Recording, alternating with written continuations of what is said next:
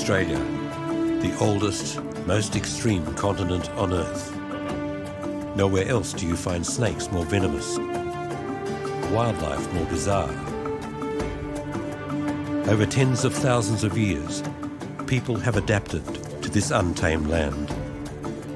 They have endured its extremes and gradually learned to love it. From the rich jungle to the red desert to the snowy mountains. But in this vast island of wild beauty, the crowning jewels are Australia's national parks.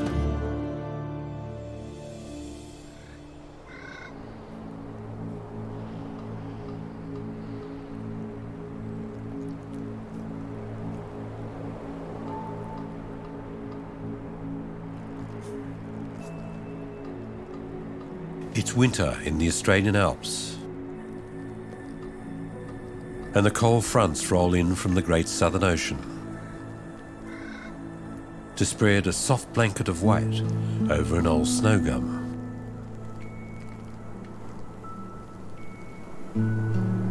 This gnarled and twisted veteran has survived more than 300 alpine winters. It's the hardiest of all eucalypts, and it thrives in icy conditions at high altitude. They grow slowly and never much over 30 metres.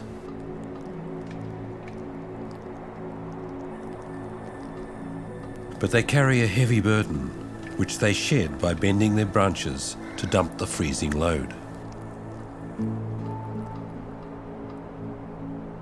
It's one of a few evergreen trees that survives in the snow and ice of the Australian Alps.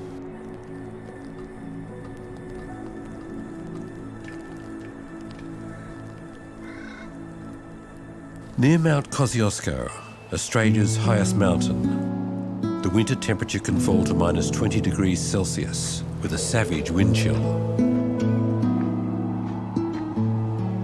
It's a harsh endurance test for both plants and animals.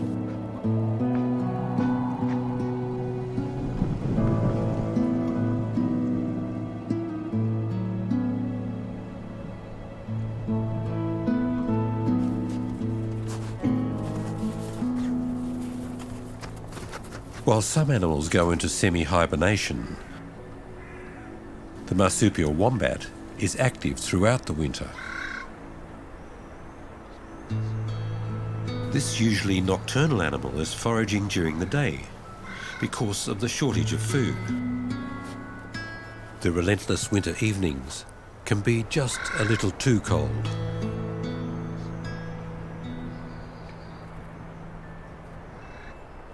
Deep snow cover makes it hard for him to find food. But today is perfect winter wombat weather.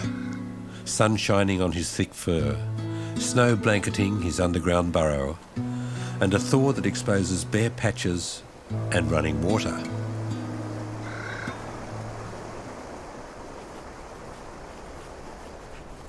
Wombats are strong animals. They dig tunnels with their sharp claws, which make excellent crampons, and can scrape away the icy crust to find food.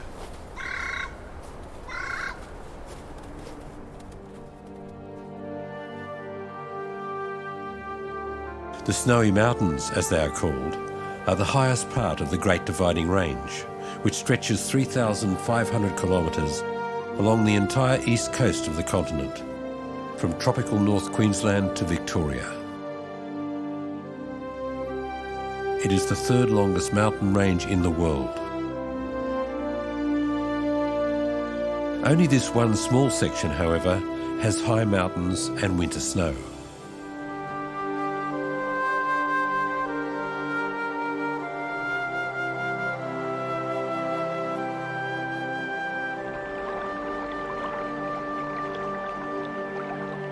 These ancient craggy peaks are a big attraction for skiers.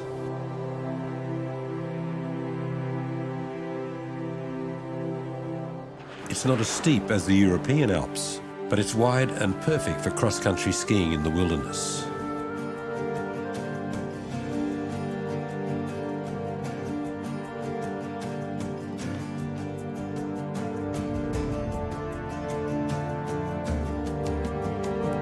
Once much more high and mighty, ice and time have ground these ancient mountains down.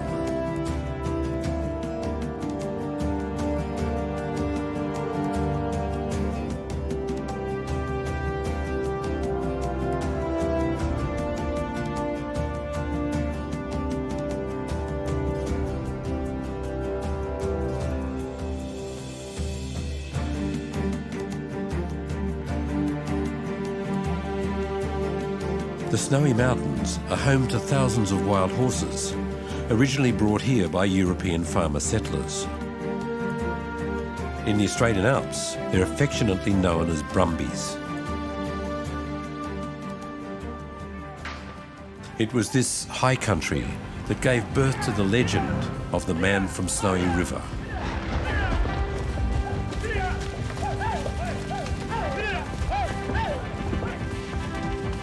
The rugged mountain men and the wild horses that they chased inspired Banjo Paterson's iconic bush ballad.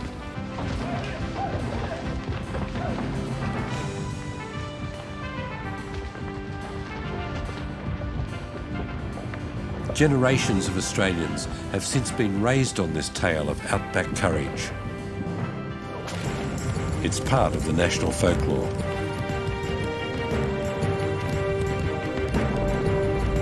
So Clancy rode to wheel them. He was racing on the wing, where the best and boldest riders take their place. And he raced his stock horse past them, and he made the ranges ring with the stock whip as he met them face to face. Then he halted for a moment while he swung the dreaded lash. But they saw their well-loved mountain full in view, and they charged beneath the stock whip with a sharp and sudden dash, and off into the mountain scrub they flew.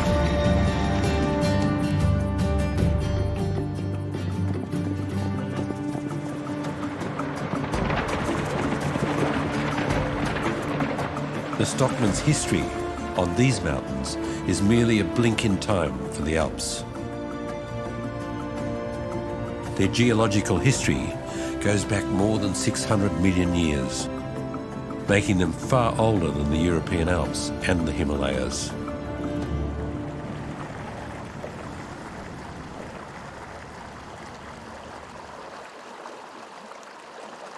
By the end of September, the snow melts and the rivers flow, providing water for the first green shoots of spring.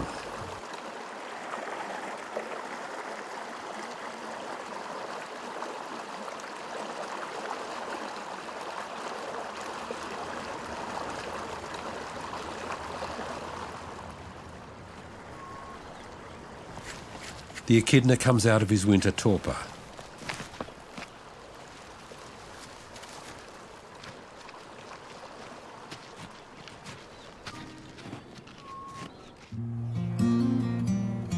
For animals and farmers alike, grazing begins in earnest. A number of people around the national park still earn their living with the brumbies. Glen Symonds is the classic Aussie bushman. Like the Snowy Mountains where he lives, he's open, tough and weathered. Glen, nicknamed Simo, loves the brumbies. What?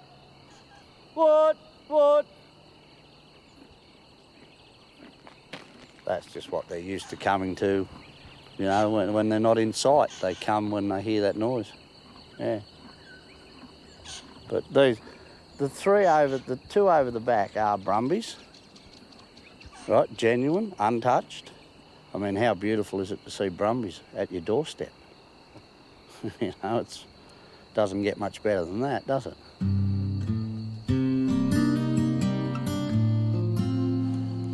Simo's property is adjacent to the park. He used to catch wild horses on behalf of the National Park Service. He'd be on the road for weeks at a time, building traps and luring the horses with salt licks. He brought many of the brumbies home to break in and sell.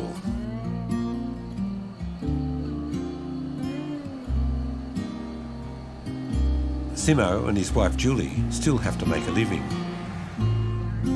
So now they've worked out a way to persuade the brumbies to come to them.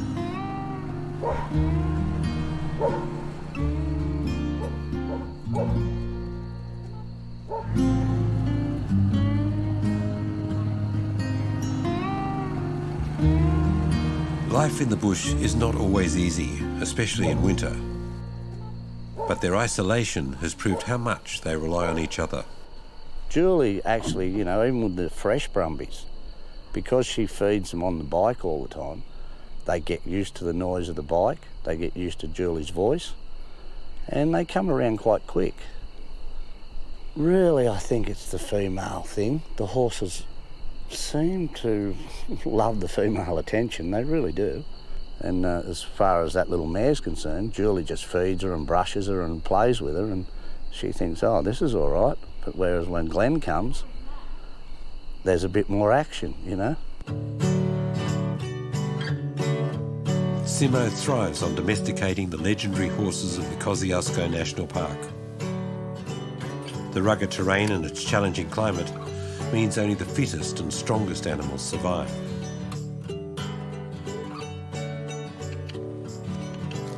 In Simo's opinion, a lame wild horse needs no doctoring.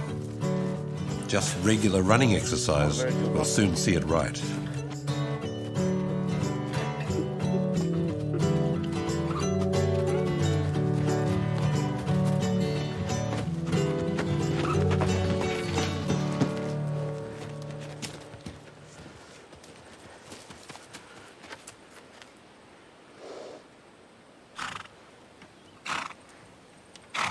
I like them because of their temperament. You know, their temperament is always so gentle, and, you know, they might act like they're wild first up, but once they're really caught and broke in, they become very quiet. Simo and Julie run a website where people can find brumbies for sale. Some of these hardy specimens are especially suitable for children to ride. He hasn't done too bad, you know. He's done great. He hasn't done anything wrong. Not yet. She's the type that we break in for kids, but, you know, that takes 18 months, 2 years to get them guaranteed quite enough for kids. As much as they become friendly quick, you know, it's teaching them all the things that kids will do. Walk up behind them, want to give them carrots and bread, and really sort of teach them just to be kid-friendly. I just want to adjust that down so it's not too tight in his mouth to start with. It's way too tight. Tell him how good a horse he is. Oh, you're a good horse. Little champion. I'll call you Toffee. Sweetest Toffee. Good boy. Shed. He and Julie live simply in the bush. They have a generator for electricity, bottled gas, and a water pond right at the front door. In remote rural Australia, most people live like this. Got a coffee made. Yeah, love one. They've raised their 3 children here, and 2 of them have families of their own now. Thank you. You're welcome. Oh, I'm sure they'll take it. That'd be good. Well, that's a Brumby that just comes into the salt. He's just wandering around on his own. He's just a young Brumby stallion. Hasn't got a mob, so he's just a bachelor at the moment. So he'll eventually get older and get a few mares and get his own family.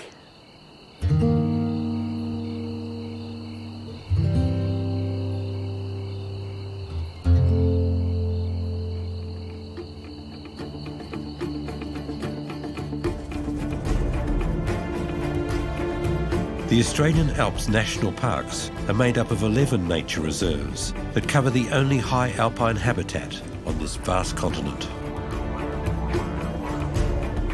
But the endemic plants have not evolved to cope with the hard hooves of introduced grazing animals such as horses and cattle.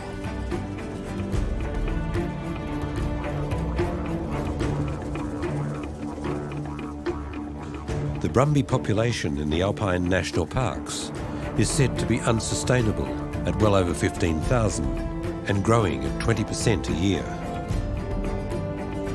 Brumby's hooves damage the sensitive mountain terrain. The results are severe erosion and the destruction of rare plant habitats. The treeless slopes of Mount Kosciuszko are particularly vulnerable, with only a thin and fragile soil cover. In 2003, the Parks Administration was forced to intervene. Brumbies were shot from helicopters. But public protest soon put a stop to this drastic form of population control. Rangers now trap 300 wild horses a year. They erect temporary pens and bait them with salt licks, hay and molasses.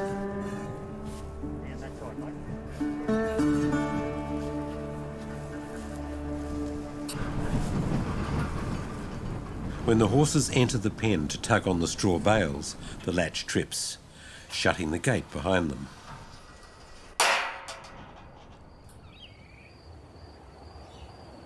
When the alpine pastures are free of ice and snow again, the eastern grey kangaroos return to graze.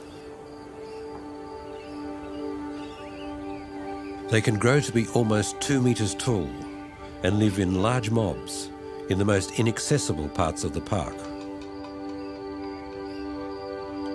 They raise their joeys in the pouch for 9 months. The big males can weigh up to 90 kilos. These magnificent animals can jump up to 6 metres in a single bound and travel at more than 50 kilometres an hour. And they have enough endurance to travel for hours. Amphibians also emerge in spring.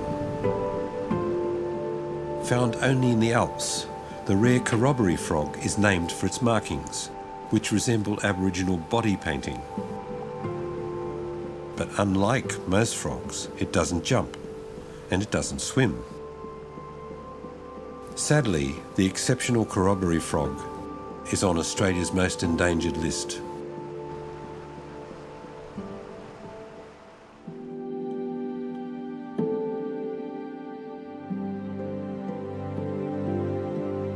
The blossoms on the snow gums are sought after for their nectar.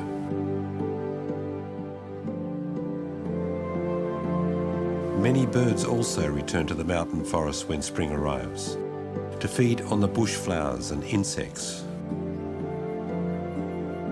The sulphur-crested cockatoo is a large and versatile parrot, common throughout eastern Australia.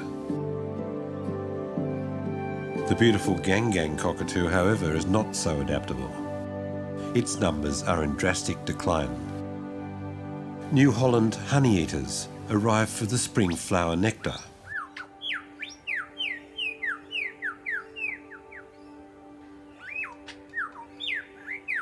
It gets noisy in the bush when the lyrebird does his spring mating dance.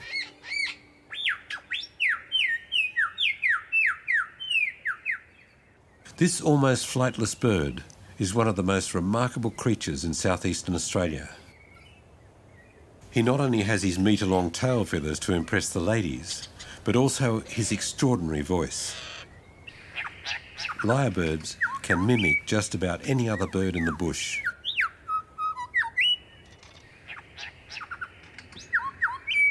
They can pass this mimicry down through the generations. In modern times, lyrebirds have been known to impersonate car alarms, chainsaws, and even mobile phones. These high alpine boulder fields, snow-covered in winter, are the habitat of the extremely rare mountain pygmy possum. Linda Broome has studied these shy animals for nearly 40 years. Until a few decades ago, they were thought to be extinct. But 2 small populations were then found surviving in the Alps. And recently, Linda found a 3rd one. She noticed that this rock formation was similar to their other known habitats. She also noted the presence of bogong moths. the tiny marsupial's favourite food.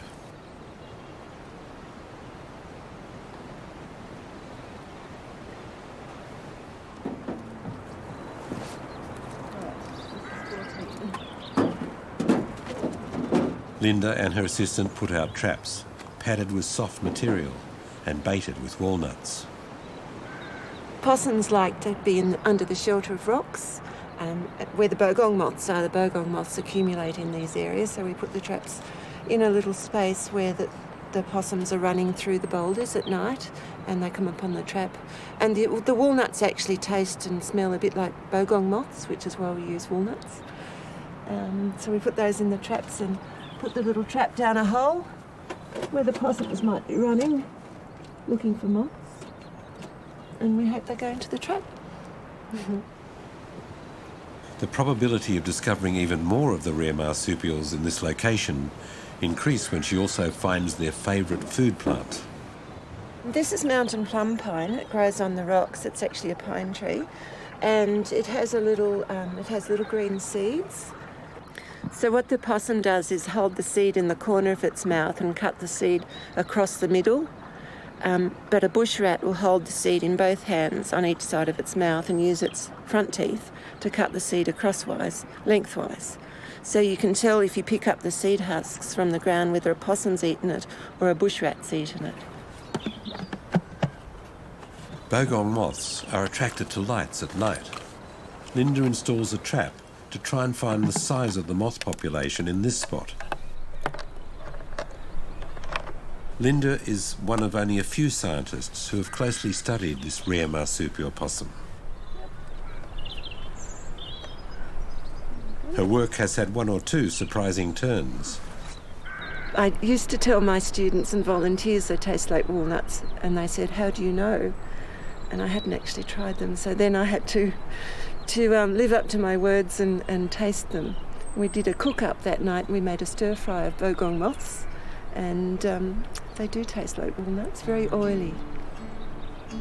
But I pulled the wings off. I couldn't eat the wings.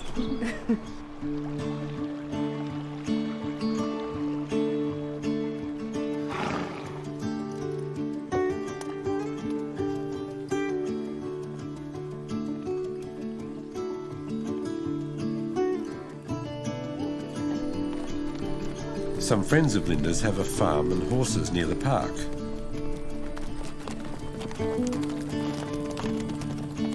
Linda takes every opportunity she can to get out into the countryside.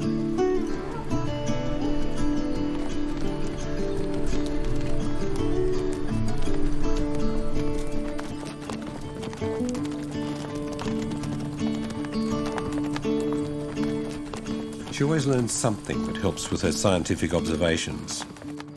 It is lovely to see wild horses galloping across the mountains. You see a brumby, a feral horse, rearing up a little stallion and being very proud and striking at the air, and it does tug at the heartstrings.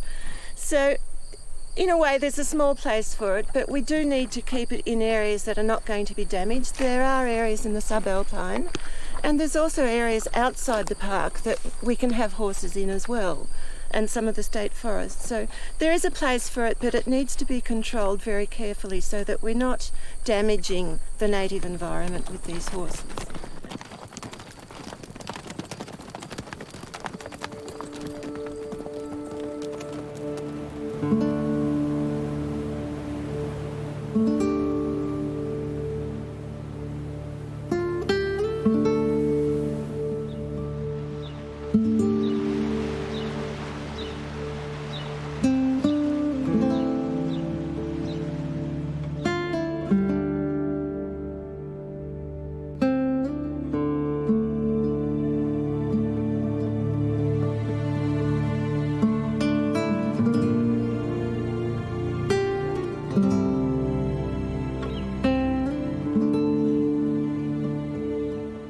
During the brief alpine summer, these montane grasslands become a glorious carpet of rare wildflowers.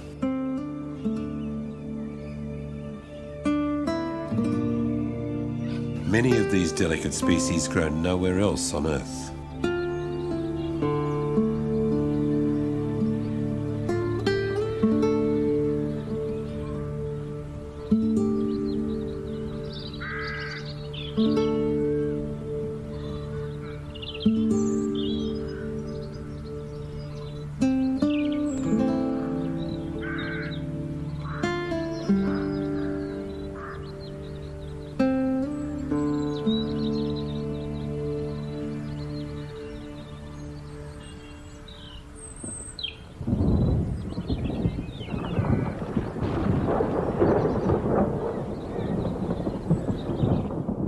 summer heat also produces violent thunderstorms in the mountains. Flash floods cause streams to rise quickly. Remote areas can be cut off for days from the outside world. The four-wheel drive is an essential vehicle in the wilderness, where biologist Ken Green does his all-weather explorations of the park.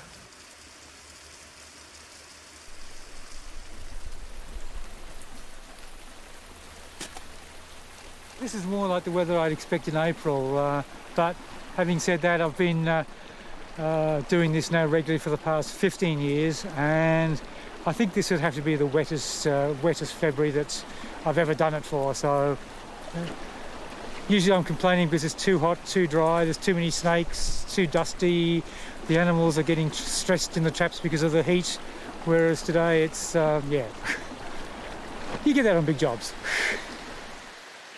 Ken set his traps in the bush 2 days ago. The animal he's looking for is a marsupial rat.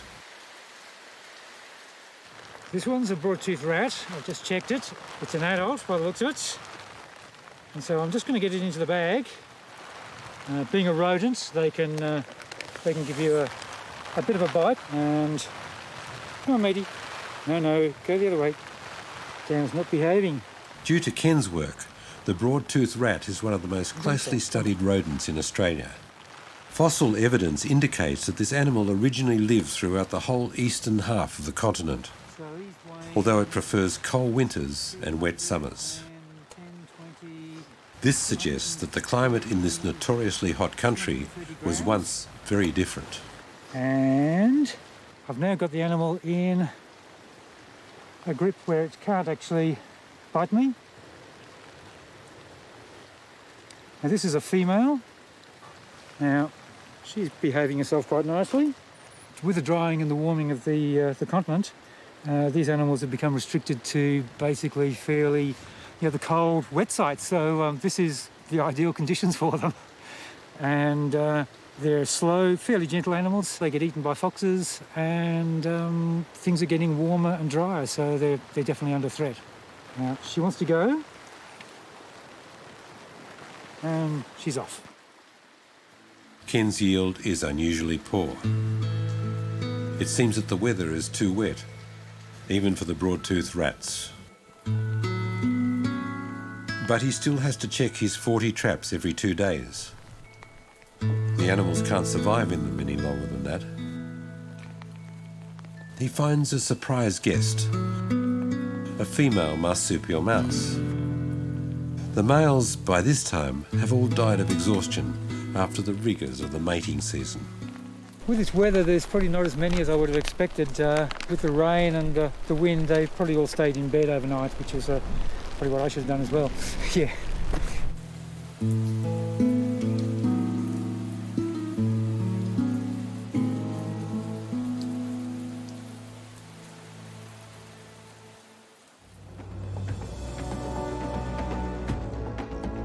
The Australian Alps date back to the time of the breakup of the supercontinent Gondwana. It divided into Australia, South America, India, Africa, and Antarctica. An enormous volcanic magma bubble raised the Earth's crust to form a giant plateau, which then collapsed in the middle. One part sank into the sea, but one edge of the escarpment was preserved as the east coast of Australia. After breakup, the Gondwana continental landmasses then ground together, causing further violent uplift. But that jagged new mountain chain has since been sculpted by wind, water and ice over a geological age. The Aborigines inhabited the valleys along the riverbeds. Every summer the tribes met on the high peaks to feast on the bogong moths. They drove the insects from the caves with smoke, then turned them into protein-rich flat breads that sustained them for months. Among the rounded granite boulders of the mountains, this miniature kangaroo feels right at home. Yellowfoot rock wallabies can jump up to 4 metres and were once hunted for their beautiful fur. Today, they are at the mercy of introduced foxes and feral cats. In the Australian alpine region, they live in small scattered groups of up to 20 animals.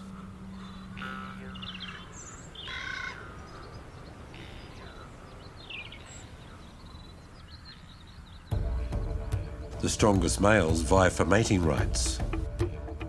They are notable for spectacular aerial combat, which alternates between play and deadly earnest.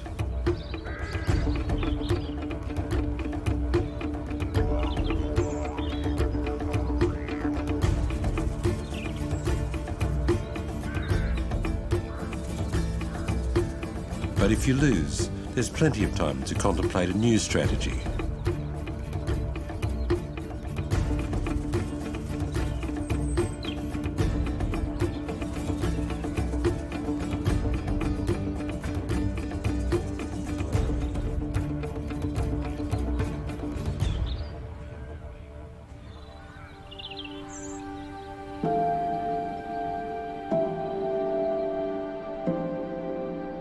A warm, early summer evening. But at night, it's still cold.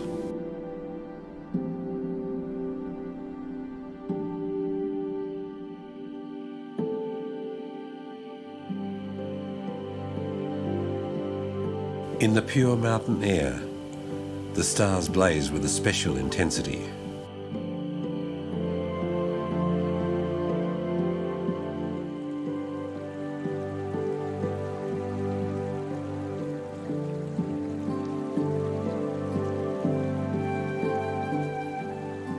The melting snow brings plenty of water to the meadows. The lush wild grasses provide a feast for wombats. These are the most serene of all marsupials. They would seem an easy target for predators. Their rear is protected by thick hide and fur, but their claws are deadly for frontal attack. The alpine pastures are good grazing for horses too. But few wild brumbies are lucky enough to fall into Symonds' gentle hands. He's just finished training a new bunch of horses, and now it's time to find them homes. A mother brings an eager young rider to meet his new pony. How are you? Good. Good. Glen, Carol and Jayden. Hi, how you going? Kel, Jane, Glen. how are you? This is Goliath. Hey, Goliath. A nice little pony, isn't he? You reckon you could ride him? Yep. You could. We better put a saddle on him well and see if you can. 9-year-old Jayden is already a keen horseman. Now he's about to ride his very own Kosciuszko Brumby for the first time. I'll get you on, and then I'll get on that other little mare, but she's only been rode a couple of times, so you'll just have to watch her a bit. Yep. Ready? Go. Sit. Ready. Reins. All right, you just have a little ride round on him, see how you get along with him, and I'll get my one ready. All right, you feel good? Yep. Take your time with him till you get the feel.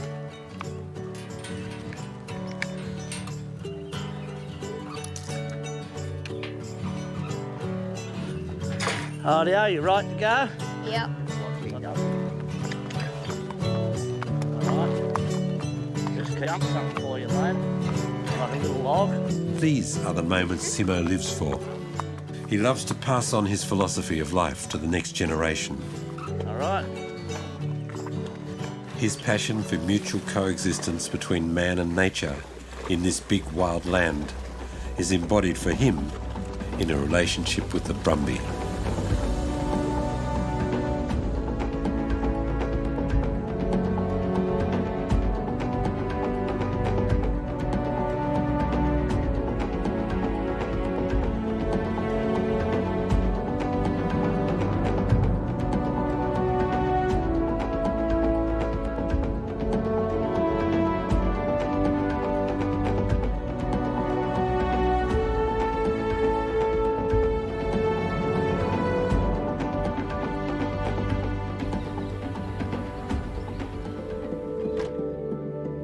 The pygmy possum is the only marsupial that stores food for the winter. Although these tiny animals were once widespread, they are now restricted to a few high alpine locations. Yet another casualty of habitat destruction and feral foxes and cats.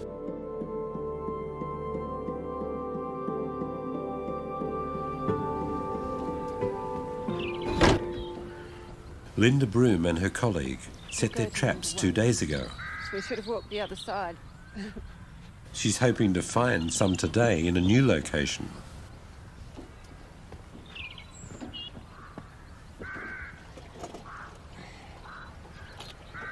It's number 15. Possum. Looks like a bigger one too.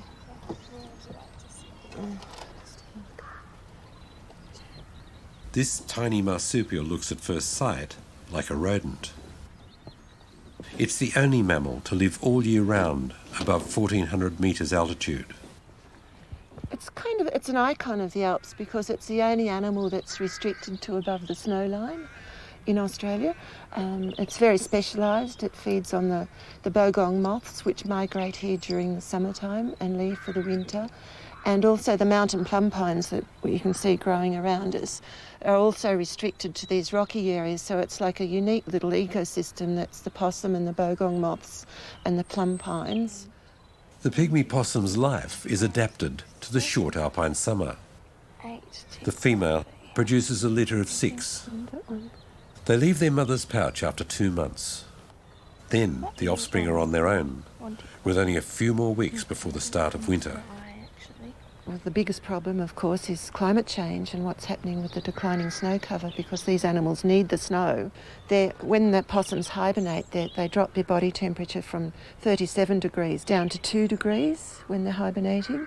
And the environment under the snow stays at about 2 degrees as long as you've got about a metre of snow.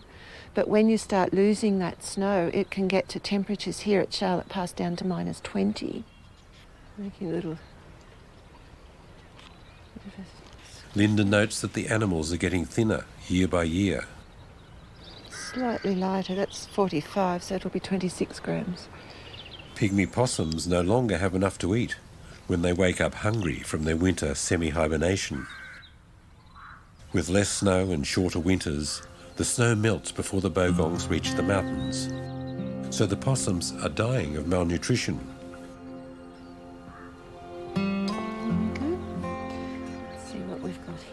Bogong moths could be described as the most important species of the entire alpine region. The fat, protein-rich insects migrate every spring from the hot lowlands to the mountains for their cool summer refuge. The birds and the animals of the Alps and the local Aboriginal people all sought out their hiding places for a guaranteed source of nutritious food.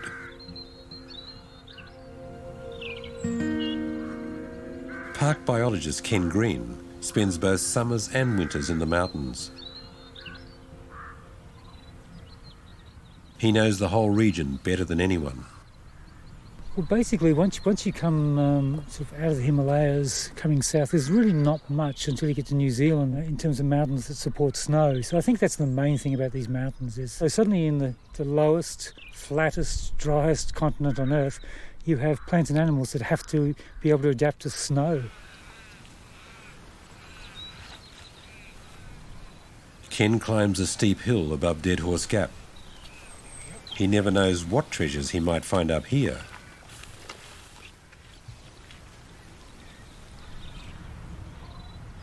With many rocky crevices, this is typical habitat for bogong moths.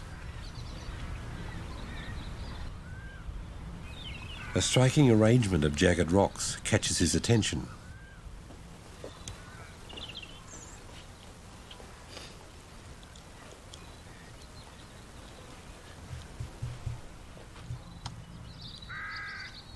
He discovers a hole just big enough for him to crawl through.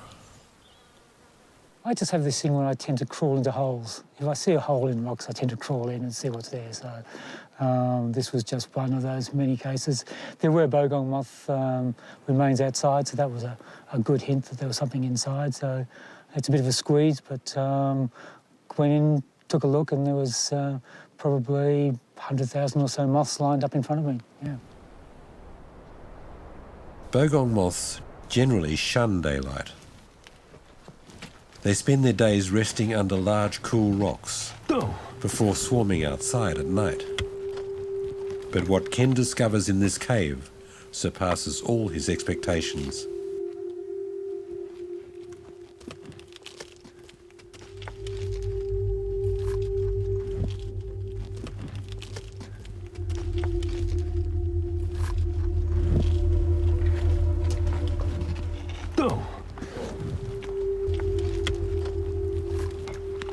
Bogong moths cover every inch of the cave interior. They have obviously been migrating to this cool secret place for centuries. Why they come to particular caves, we don't really know. Obviously they come back, or at least some moths come back to the same caves, because on the floor of the cave here where I'm lying, there are a number of parasites which remain in the cave. So they're dependent on the moths coming each year. So certainly some moths come back in each year, whether they're moths from the same areas or whether they're just generally moths from all over. Got a moth down there. We don't know, and this year's a particularly good one.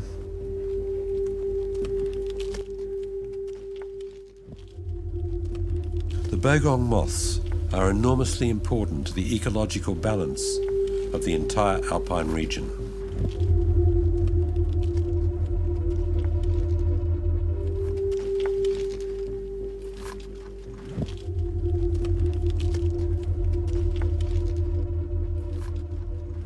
The basic is, when do they arrive? That's the key to a lot of what's happening here in the mountains. And so each year I record the earliest date of arrival, and then I come up here to look at them just to see roughly what sort of numbers we've got. It's very hard to be exact because these are the easily accessible ones, which means they're the ones that are first eaten by the foxes or the ravens. A significant problem is that the moths bring farming pesticides from the lowlands in their bodies. As the most concentrated source of protein in the Alps, the moths spread these poisons to almost every level of the food chain. Ken Green has been tracking this disturbing development for years.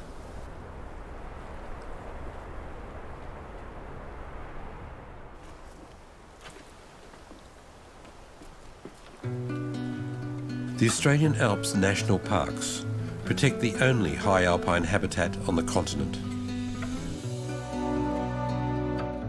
The many large rocks offer good hiding places and protection from the cold for animals and insects.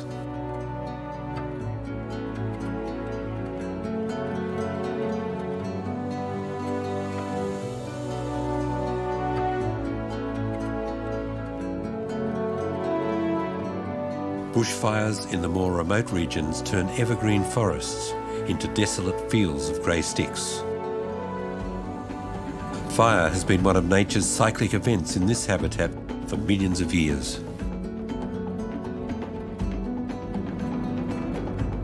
In contrast, the wild brumby herds have only been here for less than 200 years. For many Australians, these horses have a significant cultural heritage value.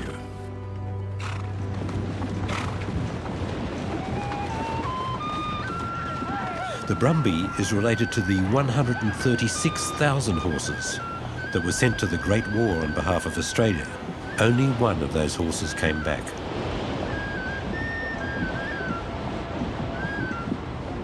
Those horses that went to war never came back. But the horses that were left in reserve in Australia were set free, and some became the brumbies.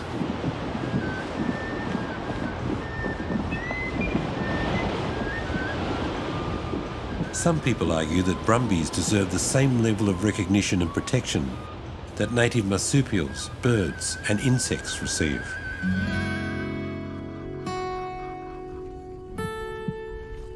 The wild horses, therefore, have become a political issue.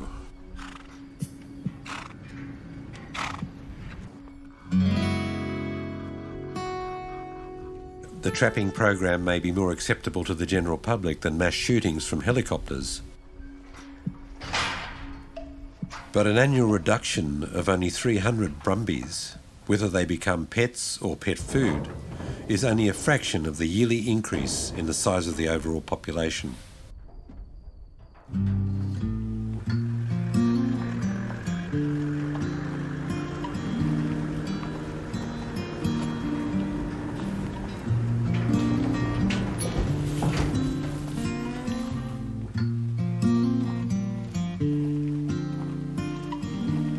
But for Simo, alpine brumbies are the best horses in the world.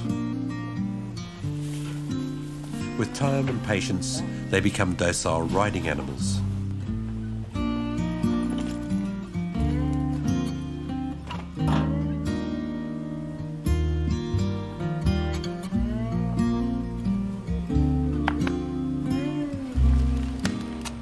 Simo could not be happier with his life. And why would you not want to live on the edge of a national park? I mean, it's got so much to offer, especially Kosciuszko. I mean, it's such beautiful mountains, beautiful terrain, you know, all the rivers. I've thought about it, but I don't want to be anywhere else. Why would I want to be, you know? No, I don't want to be anywhere else. I travel a bit and I see a lot. But no, my little part of the world's pretty unique in this little corner. So, yeah, I've got it pretty good. Probably another month or so. From now on, the nights will grow steadily cooler. And then the first frosts and snow will come. In the only part of Australia that can really be called alpine.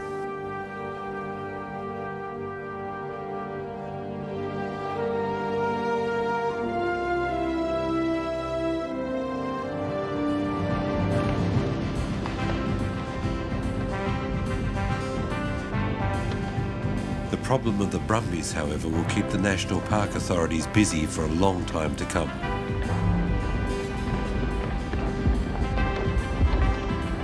Most people doubt that it can ever really be solved.